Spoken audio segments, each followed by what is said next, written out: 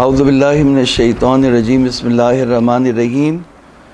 ہماری گفتگو ہو رہی تھی دہن متنجس میں جو مستثنیات تھا من بیع اعیان النجسہ، جن کا بیچنا حرام تھا، جو پہلی قسم ہے۔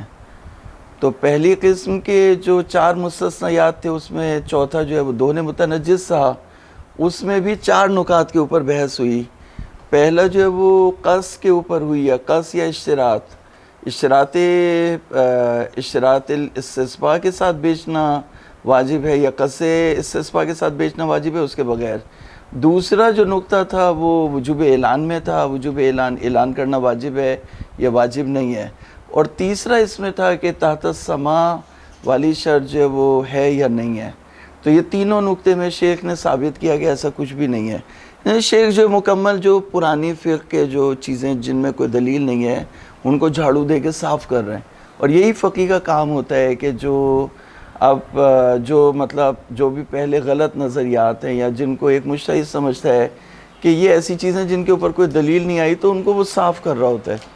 تو شیخ بڑی تمیز سے جو ہے وہ جھاڑو دے رہے ہیں اور صاف کر رہے ہیں۔ تین نکات میں انہوں نے بتا دیا کہ قص استصباء دلیل نہیں ہے، دوسرا انہوں نے کہا کہ وجوب اعلان دلیل نہیں ہے، تیسرا انہوں نے کہا کہ تحت السماع تو اس کی بھی دلیل نہیں ہے۔ چوتھی بحث وہ یہ کر رہے ہیں کہ استصباء کے علاوہ کوئی دوسرا استفادہ کرنا اس سے جائز ہے یا جائز نہیں ہے۔ تو اب دلیل لفظی سے تو ہماری یعنی دلیل محرز دلیل لفظی سے تو ہاتھ کوتا ہے، یعنی نہیں پہنچ سکتے۔ تو اب کیا کریں، دیکھیے اصل کیا ہے۔ تو اب جو آج کی پوری بحث ہے وہ صرف اس میں ہے کہ اصل کیا ہے۔ اصل جو ہے وہ جواز بیع ہے یا اصل عدم جواز بیع ہے۔ تو یہ کہہ رہے ہیں کہ اکثر اصحاب یہ کہتے ہیں کہ اصل عدم جواز بیع لغیر الاستصباء، استصباء کے علاوہ جو فائدے ہیں جیسے صابن بنانے کے لیے استعمال کریں، یا شیپس میں سفینوں میں استعمال کریں، یا جو اسکن ہے اسکن کے لیے سے مرہم یا کوئی ایسا تیل بنائیں جس سے اسکن کی جو بیماریاں ہیں اس میں فائدہ ہو، تو اس کے لیے جائز ہے۔ تو یہ اس کے اوپر جو ہے وہ بحث ہے۔ تو انہوں نے بعد میں وہ تمام اقوال نقل کرنے کے بعد یہ بات کہی کہ جو اصل ہے یہاں پہ وہ براءت ہے، اصل جو ہے وہ منع نہیں ہے، اصل منع کی جو کوئی یعنی، تو اس کو اصول کی زبان میں کہتے ہیں تقریر اصل۔ یعنی جب فقیہ کا ہاتھ جو وہ دلیل لفظی سے کوتا ہو جائے تو وہ اصول عملیہ کی طرف رجوع کرتا ہے۔ تو اصول عملیہ یہاں پہ من ہے یا جواز ہے، جواز البیع یا من البیع لغیر الاستصباء۔ تو یہ کہہ رہے ہیں کہ اصل جو ہے وہ شیخ کی نظر یہ کہ جواز ہے۔ ٹھیک۔ الرابع هل يجوز الانتفاع بهذا الدهن فی غیر الاستصباء بأن یعمل صابونا اور یطلی به الاجرب۔ جرب وہ بیماری ہے اسکن کی جس میں باریک باریک دانے نکل آتے ہیں اور تکلیف ہوتی ہے، تو اس میں جو ہے یہ تیل ڈال کے اسے جو ہے نرمی پیدا کرتے ہیں، تو اس کو لگایا جائے۔ یہ روغن متنجس اور اب السفن یا سفینوں میں استعمال کیا جائے۔ قولان مبنیان علی ان الاصل فی المتنجس جواز الانتفاع الا ما خرج بالدلیل کالاکل والشرب والاستصباء تحت الظل، او ان القاعدۃ فیہ المنع عن التصرف۔ تو دو کہہ رہے ہیں اصل جو 2 طرح کی ہو سکتی ہے، 2 قول ہیں اس میں بھی اصل میں، جواز انتفاع مگر جو دلیل سے خارج ہو جائے، یعنی دلیل کہے کہ یہ چیز صحیح نہیں ہے، جیسے دلیل نے کہا کہ اس تیل کا کھانا صحیح نہیں ہے، اس تیل سے پکوڑے کے لیے تلنا یا دوسری چیزوں کے لیے تلنا صحیح نہیں ہے، یا پینا صحیح نہیں ہے، یا استصباء جو ہے وہ چھت کے نیچے صحیح نہیں ہے۔ تو یہ جو چیزیں ہیں وہ یعنی تو پھر کیا نتیجہ ہوا کہ اصل جو ہے وہ جواز ہے، اور جو دلیل سے خارج ہوا وہ مستثنی ہو جائے گا۔ لکھ لیں اس کو، مطلب کوئی 2 لائن ہے نا، 1-2 لائنیں لکھ لیں اس کی۔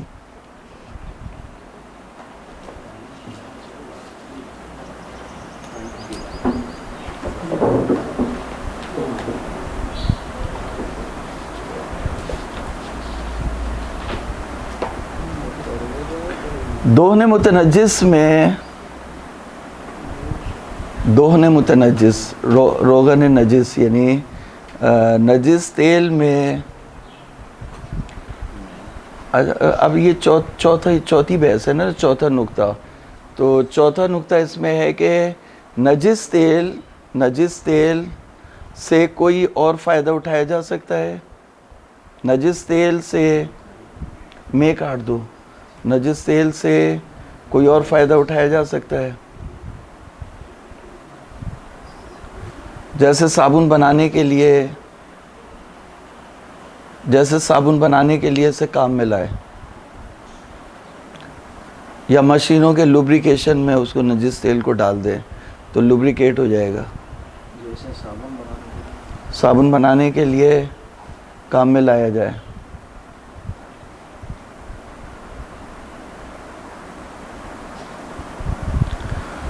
تو اس کے نیچے لکھے, اگلی لائن میں لکھیں تقریر اصل. تقریر اصل, اچھا اس کے نیچے سے لکھنا شروع کریں, اگلی لائن سے. ہاں, تقریر اصل. شیخ کہتے ہیں 2 قول ہیں.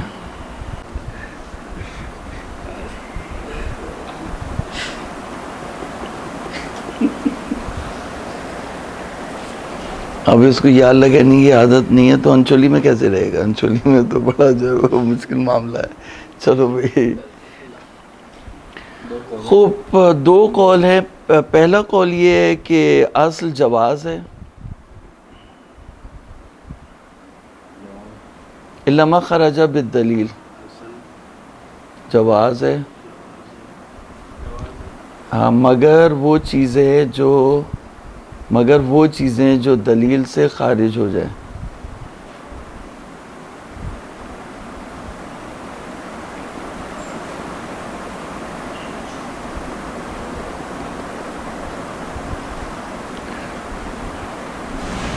یہ قول ہو گیا. دوسرا قول جو ہے وہ المن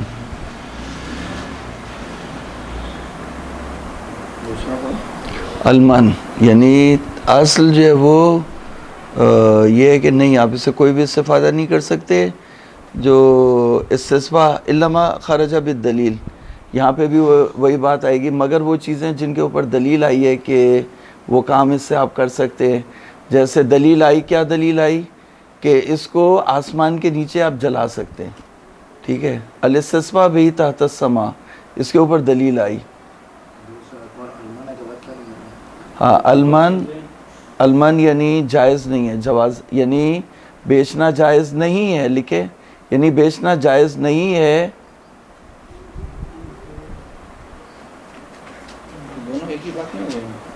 بتا رہا ہوں, 1 منٹ ٹھہر جائے. یعنی بیچنا جائز نہیں ہے مگر دلیل قائم ہو جائے. جیسے الاستصفاء تحت السما,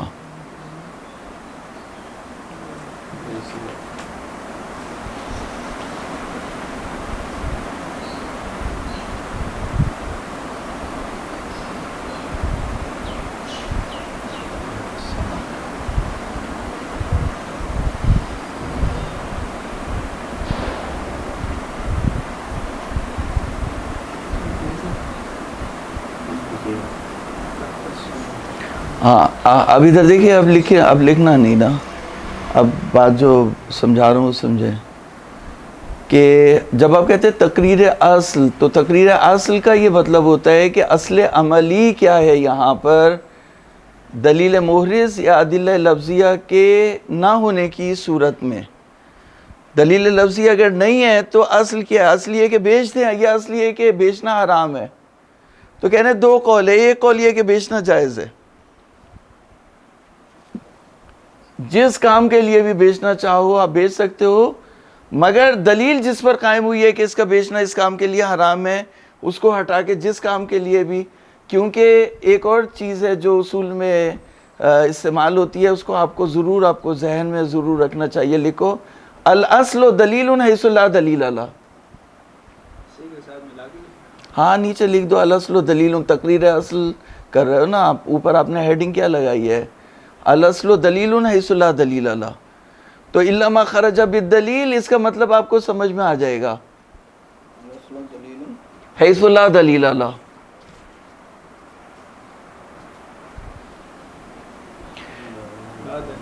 لا لہو یعنی اب دیکھیں نا مثال کے طور پر دلیل قائم ہوئی کہ نجس تیل کو کھانا حرام ہے, دلیل قائم ہوئی کہ نجس تیل کو پینا حرام ہے, تو کھانا پینا تو دلیل لفظی سے حرام ہو گیا. باقی جہاں پر حرام نہیں ہوا وہاں پہ اصل جواز جو ہے وہ حاکم ہو جائے گا. تو اصل جب اصل اگر اس کو مان لیا, لیکن اصل اگر من کو مان لیا تو پھر جو ہے وہ منع ہی چلے گا.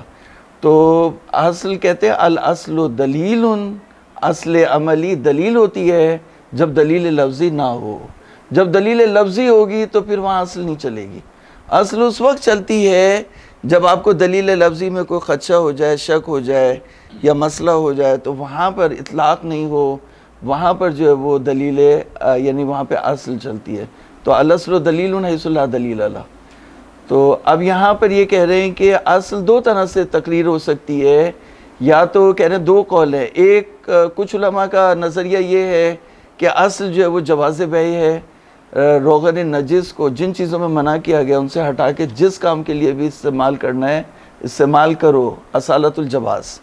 دوسرا قول یہ ہے کہ من یعنی یہ نجس ہے, نجس چیز کا بیچنا جائز نہیں ہے, مگر جو چیز دلیل لفظی سے خارج ہوئی. کیا چیز خارج ہوئی؟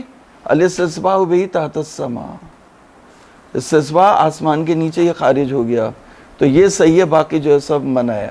صابن بنانے کے لیے نہیں, یطلا بہ الاجرب نہیں, سفینے نہیں. تو یہ اس طرح سے جو دو طریقوں سے تقریر اصل کیا گیا ہے. بعد میں شیخ نے قول بیان کیے لوگوں کے کہ زیادہ تر جو ہے وہ دوسرے من کی طرف گئے, یعنی المن من جواز البیع, المن من البیع, یعنی بیع انہوں نے تقریر اصل یہ کی ہے کہ بیع کرنا صحیح نہیں ہے.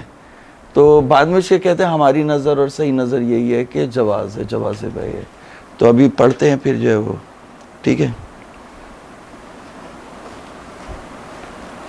دوبارہ شروع سے پڑھوں تاکہ واضح ہو جائے. الرابع هل يجوز الانتفاع بهذا الدهن في غير الاستسباح بأن يعمل صابونا ويطلى به الأجرب بالسفن. قولان مبنيان على أن الأصل في متنجس جواز الانتفاع. قولان دو قول ہیں جو مبنی ہے اس کے اوپر کہ اصل متنجس میں جواز انتفاع ہے, الا ما خرج بالدلیل, مگر وہ جو خارج ہو جائے دلیل سے, کالاکل والشرب, جیسے کھانا. تو ایک اصل انہوں نے یہ مقرر کی کہ جواز الانتفاع الا ما خرج بالدلیل, دلیل سے جو خارج ہو گیا. خارج کیا ہوا؟ کھانا خارج ہوا, پینا خارج ہوا, اور استسباح تحت الظل یعنی چھت کے نیچے چراغ جلانا یہ خارج ہو گیا, باقی جو ہے جائز ہے. یا اصل دوسرے طریقے سے ان القاعدۃ فی المنع عن التصرف الا ما خرج بالدلیل, یعنی ہر طرح کا استفادہ تصرف اس میں منع ہے مگر جو دلیل اس کو کہہ دے کہ جائز ہے. تو دلیل نے کس کی اجازت دی؟ کالاستسباح تحت السماء, یعنی آسمان کے نیچے چراغ جلانے کی اجازت دی دلیل نے. اور بیعہ لیعمل صابونا علی روایت ضعیفہ, روایت ضعیفہ کی بنیاد پر آیا کہ صابن بنانے کے لیے بھی اسے بیچنا جائز ہے. اب شروع ہو گئے علماء کے اقوال کے اوپر. والذی صرح بہ فی مفتاح الکرامۃ هو الثانی, مفتاح الکرامہ میں بہت زبردست فقی تھے یہ صاحب. ووافقہ بعض مشائخنا المعاصرین, صاحب جواہر بھی اسی کے قائل ہیں. معاصرین مشائخ, معاصرین میں سے جو مشائخ ہیں وہ اس سے موافق ہیں. وہ ظاہر جماعت من القدماء, اور یہی ظاہر جماعت من القدماء ہے کالشیخین والسیدین والہلی وغیرہم. قال فی الانتصار, انتصار میں کہا وممن فردت بہ الامامیہ, امامیہ تو ان کل طعام عالجہ اہل الکتاب ومن ثبت کفرہم بدلیل قاطع لا یجوز اکلہ ولا الانتفاع بہ. کہہ رہے ہیں کہ جو جن چیزوں میں سے منفرد ہے امامیہ وہ یہ ہے کہ ہر کھانا جسے اہل کتاب کھائیں, عالجہ اہل الکتاب یعنی اہل کتاب نے بنایا, اور جن کا کفر ثابت ہے تو اس کا کھانا حرام ہے. بے دلیل انقاطع لا یجوز اکلہ، بے دلیل انقاطع انہوں نے شروع میں کر دیا، ورنہ یہ جار و مجرور متعلق ہے لا یجوز سے، تو لا یجوز اکلہ بے دلیل انقاطع. یا اس کو آپ جو ہے وہ ثبتہ کے اوپر لے جائیں تو من ثبت کفرہ بے دلیل انقاطع، شاید یہ کہنا چاہتے ہیں. ظاہراً یہ ہے کہ دلیل قاطع ثبتہ سے متعلق ہے، یعنی جن کا کفر ثابت ہے دلیل قاطع سے. یہ نہیں کہ جیسے کسی نے فتویٰ دے دیا کہ اسماعیلی کافر ہیں. اسماعیلی کافر نہیں ہے. اسماعیلی جو ہے وہ شبہے کا شکار ہیں، وہ اللہ رسول پہ ایمان رکھتے ہیں، امامت پہ بھی ایمان رکھتے ہیں، لیکن وہ ان کے ذہن میں یہ شبہ آ گیا ہے کہ امام جو بھی کہے گا وہی صحیح ہے. تو امامت کی تطبیق میں وہ غیر امام کو امام سمجھ بیٹھے، اور وہ پھر انہیں ڈائیورٹ کر رہا ہے، حقیقت سے، حق سے دور لے جا رہا ہے.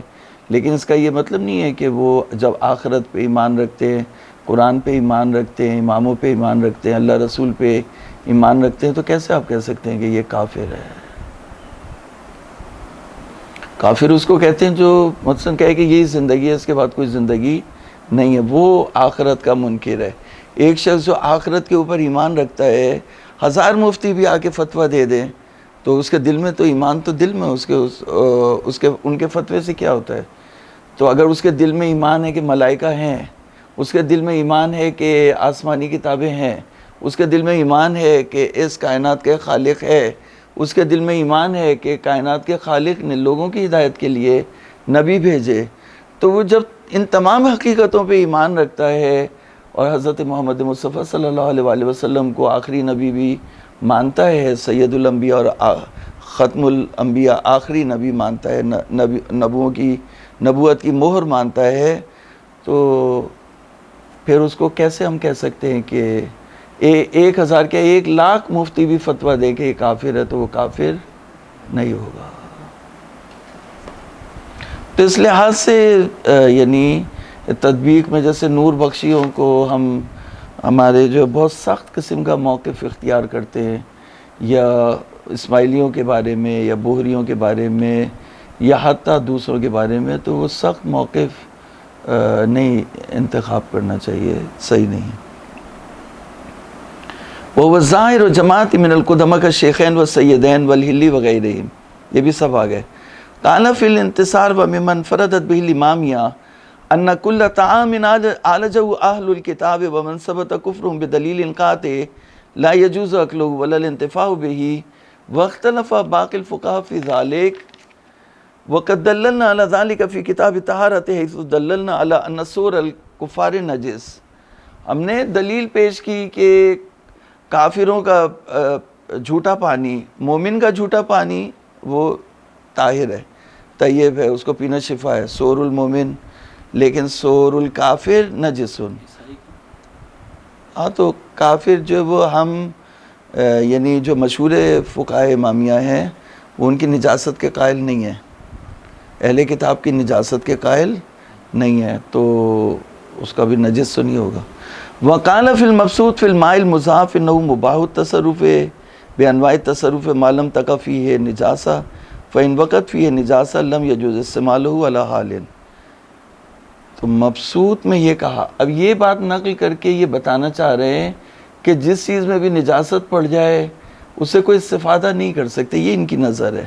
تو دون متنجس بھی اسی طرح سے، یہ دون متنجس اپنے ذہن میں رکھنا، تب یہ اپنی بات کو جو ہے وہ ادھر ادھر نہ ہو جائے ان کی باتوں میں، اصل بات آپ پکڑ کے رکھیں.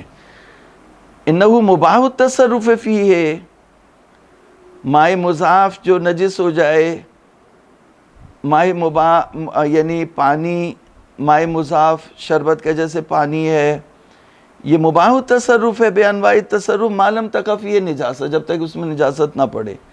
فإن وقعت فیہ نجاسہ، جب نجاست اس میں پڑ جائے، لم یجوز استعمالہ علی حال، تو اس کا استعمال کرنا جائز نہیں ہے علی حال، کسی بھی حال میں. وقالا فی حکم الماء المتغیر بالنجاست انہ لا یجوز استعمالہ الا عند الضرورہ. اچھا، وہ پانی جو نجاست کی وجہ سے متغیر ہو جائے، یعنی قلیل ہو اور اس میں نجاست کے رنگ، بو یا ذائقہ کی وجہ سے متغیر بالنجاسہ عین نجس کی وجہ سے اس کا رنگ بو یا ذائقہ تبدیل ہو جائے تو کہا انہ لا یجوز استعمال ہو الا عند الضرورہ، اس کا استعمال ضروری نہیں ہے مگر مجبوری ہو، جیسے مردار کو کھانے کی مجبوری ہوتی ہے۔ لشرب لا غیر، وہ بھی پینے کے لیے، جان بچانے کے لیے، پینے کے لیے استعمال کر سکتا ہے، ایمرجنسی میں نہ دوسری حالتوں میں۔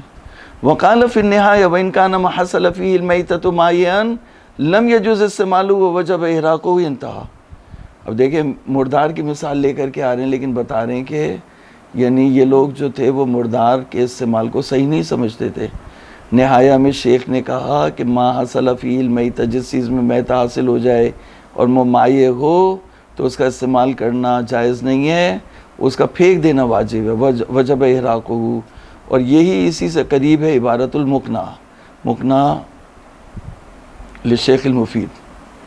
وقال فی الخلاف فی حکم السمن والبزر والشیرج والزیت، یعنی جو سمن، گھی، بیج اور شیرج جو زیت یعنی تیل، ڈکشنری میں دیکھنا شیرج، تو اذا وقعت فیہ فارہ، اگر اس میں چوہا چلا جائے، انہ جاز الاستسباح بہ، تو استسباح اس سے کرنا جائز ہے، ولا یجوز اکلہ، اور اس کو جو ہے وہ کھانا جائز نہیں ہے، ولا الانتفاع بہ بغیر الاستسباح وبہ قال الشافعی۔ تو انہوں نے کہا کہ استسباح کے علاوہ کوئی دوسرا فائدہ اس سے اٹھانا جائز نہیں ہے۔ یہ محل شاہد کلام جو ہے وہ یہ ہے کہ شیخ طوسی نے کہا کہ استسباح کے علاوہ اگر چوہا کسی تیل میں چلا جائے، متنجس ہو جائے، تو اس سے استسباح کے علاوہ کوئی دوسرا فائدہ اٹھانا جائز نہیں ہے، اور یہی شافعی کا قول بھی ہے۔ تو شافعی کے قول کو بھی انہوں نے تائید کے طور پر استعمال کیا شیخ طوسی نے۔ وقال قوم من اصحاب الحدیث لا ينتفع به بحال لا باستسباح ولا غیرہ بل یراق کالخمر۔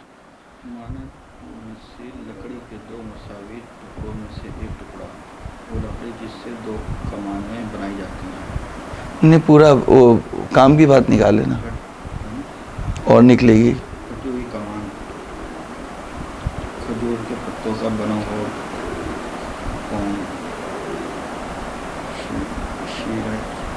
شیرج جو ہے وہ تلوں کا تیل، نہیں ہاں وہ کس کا، پتوں کا تیل نا، تلوں کا تیل، کس کا، تلوں کا، ہاں تو تل کا تیل، یا مثلا جو وہ پتوں سے بھی بناتے ہیں تیل، یہ جو مارجرین ہے یہ اسی طرح کی چیزوں سے بنایا جاتا ہے، تو تل کا جو تیل ہے اسے بولتے ہیں شیرج۔